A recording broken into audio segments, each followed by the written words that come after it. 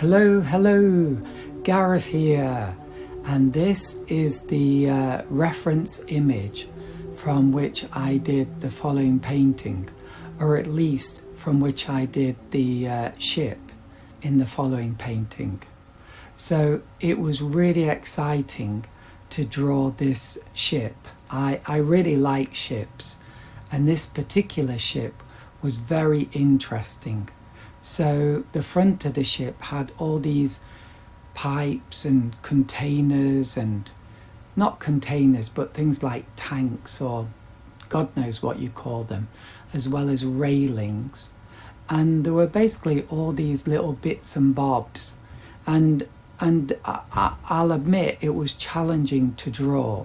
And also you've got this strange perspective because we're looking at it from above, because this is a drone image.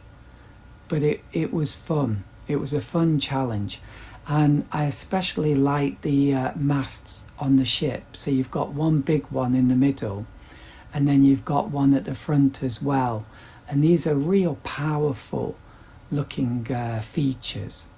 And yeah, lots of little bits and bobs that I had to draw.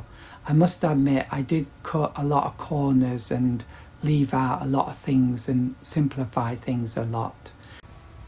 And now it's painting time.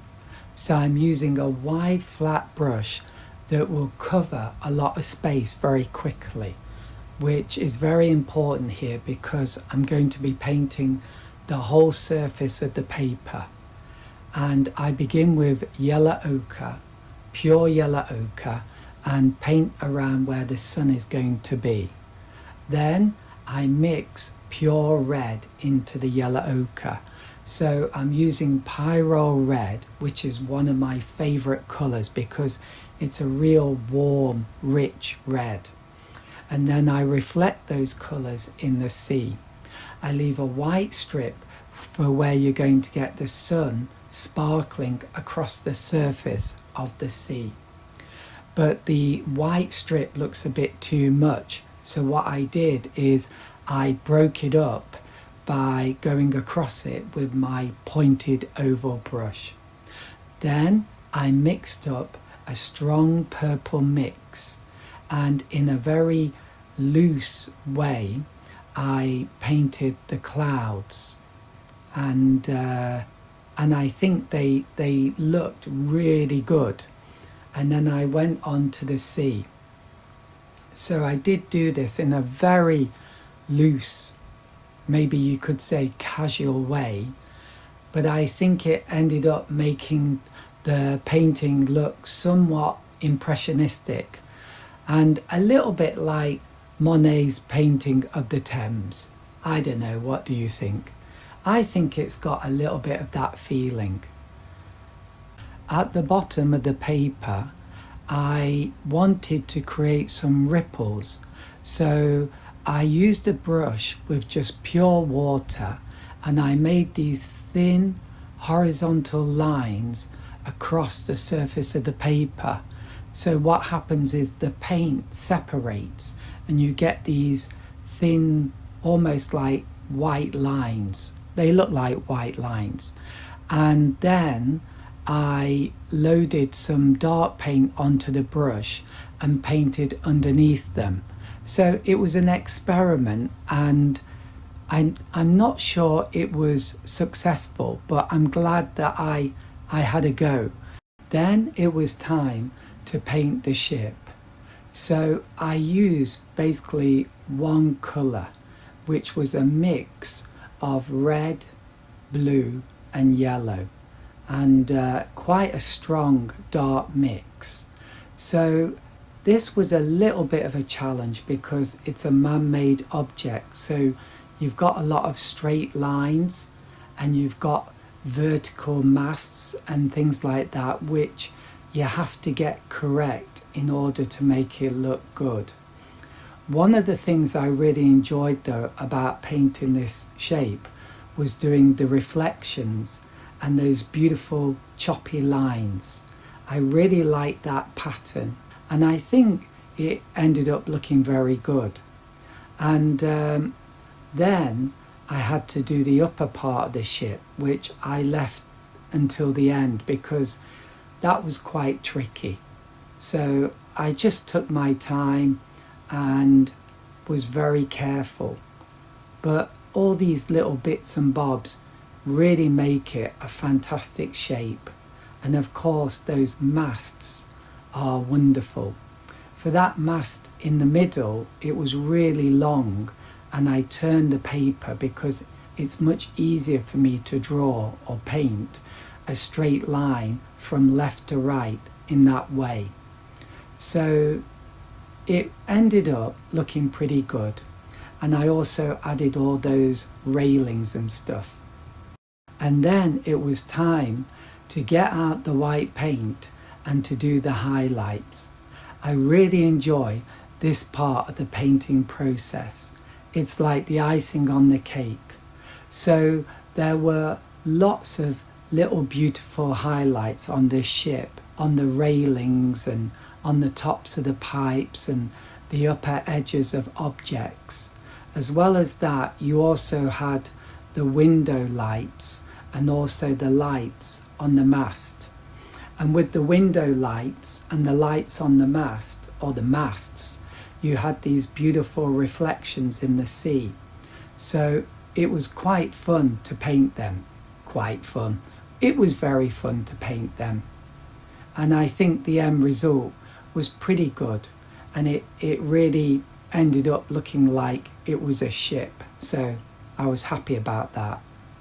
And then after that, I painted a small outcrop in the distance. So normally, after doing the highlights, it's the end of the painting.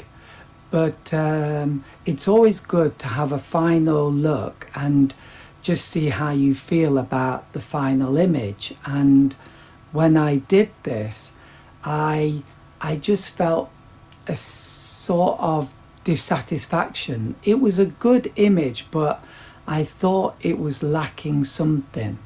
And so I decided to add some more waves in the foreground. Although I've already painted some waves, I thought it looked a little bit weak. So what I did was I moistened the bottom of the paper, and then with a very thick and dark mix, I tried to create this wonderful pattern of waves.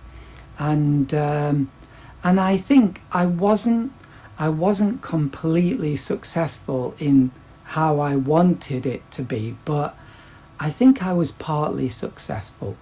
So I'm happy I tried that, and I do think it ended up making the painting look better than it was before.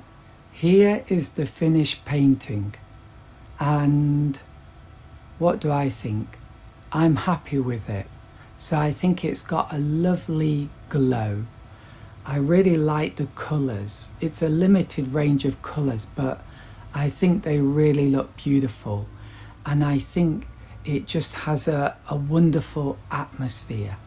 So, and I think it's got a looseness, a little bit like Monet. Maybe that's an arrogant thing to say, and I apologise if it is, but I think it's got a lovely, loose, impressionistic feeling to it. So yeah, I think it worked out pretty well. And here are some other paintings that I did later on that came from images I took on this painting trip. So I think this is my favourite painting of all the ones I did. The colours are beautiful, and I love the pattern of the sea. It just worked out really well.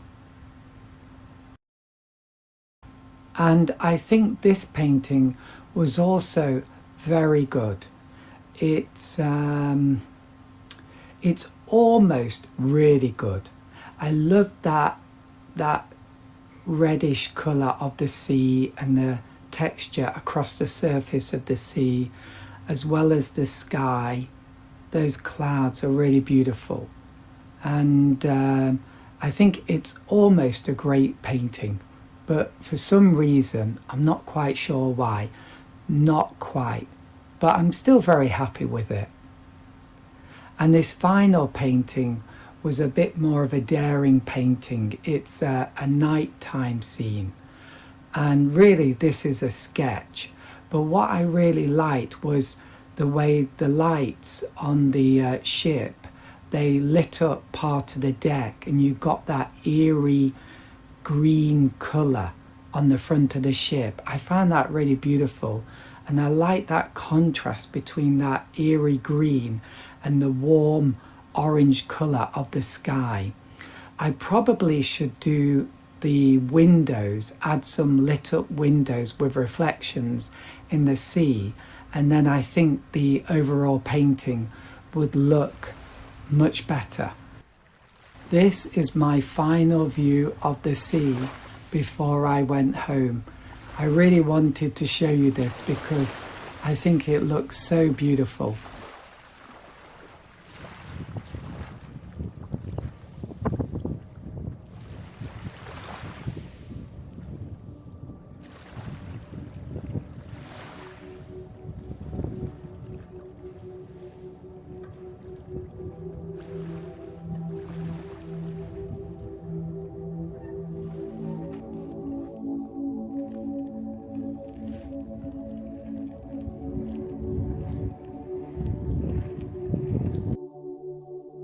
On the way home, I looked across the river and saw this amazing scene of the steel factory, where you've got these huge plumes of white smoke going up into the dark night sky. When I look at this image, I have these very strong feelings, like I get these kind of eerie vibes, and it's really an industrial dystopian image, I suppose, and it's the same kind of feeling I have when I looked at the images of Planet Harkonnen in the movie Dune. There's something a little bit chilling about it, but at the same time it's a really powerful image.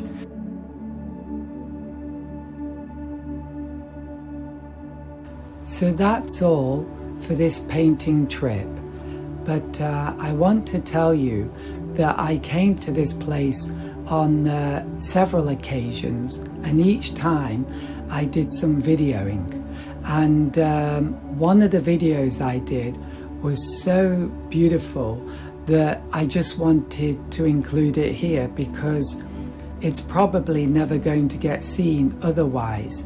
And it's just a scene of the ferry coming out of Beppu Bay, and it's so beautiful, and I just thought you might enjoy seeing it.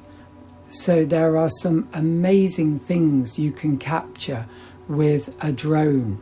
And I should probably tell you that during one of these trips to the sea, I also lost this drone. Yeah, it had a death at sea. So that was very sad for me. I had that drone for 4 years, and it was a bit like not exactly like a friend died, but I did feel something. And yeah, I suppose I had some kind of connection to my drone. Anyway, I've got a new drone, so yeah, and it's even better than the old one, but I'll always appreciate this old drone, and it was a wonderful thing, and I did some wonderful paintings using this drone, and I got some amazing videos like the one you're seeing here.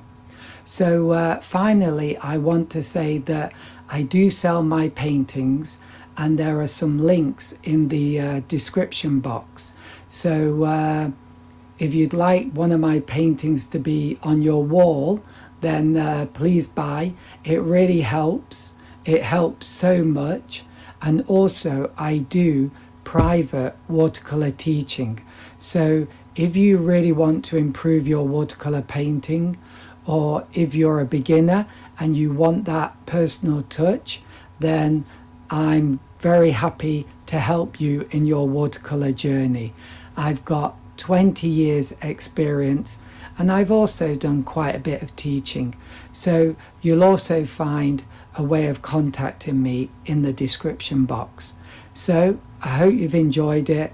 I'll be back again soon with another painting adventure. Bye for now.